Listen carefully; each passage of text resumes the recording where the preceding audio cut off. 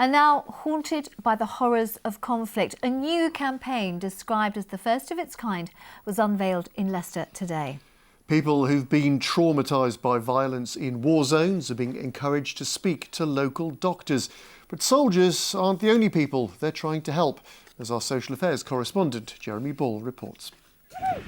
Troops from the East Midlands fighting in Afghanistan. They knew that going to war could leave them with deep psychological scars. But for one of the Mercian's Afghan interpreters, this was just the start. Laik received Taliban death threats for working with the British Army, so he escaped to Leicester as a refugee.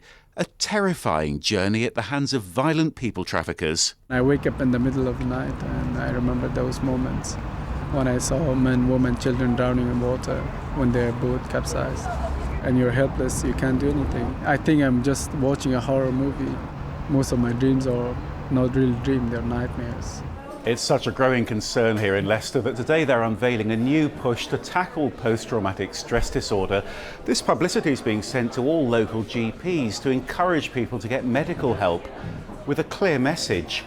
Don't be haunted by the horrors of a conflict zone. It's the same as shell shock, and that conflict changes their ability to trust people. They run the risk of blaming themselves for what they're experiencing, or blaming family members or others around them. So it causes a ripple effect down generations if it's not dealt with. But it's also affecting people who've been involved in traumatic events here, like the Grenfell fire and recent terrorist attacks. There are 3 clear signs of post-traumatic stress disorder: flashbacks to a traumatic event, hyperarousal, where intense reactions can quickly prompt anger or tears, and avoidance, where someone locks themselves away. And for some, it's the result of unimaginable horrors overseas. They feel hopeless. When you have no hope, that's when you're very vulnerable. If they're not treated, they can become alcoholics, drugs, even radicalism and fundamentalism. Laik's future's looking more positive. Today, he graduated from the University of Leicester, but his traumatic past has made him a different person.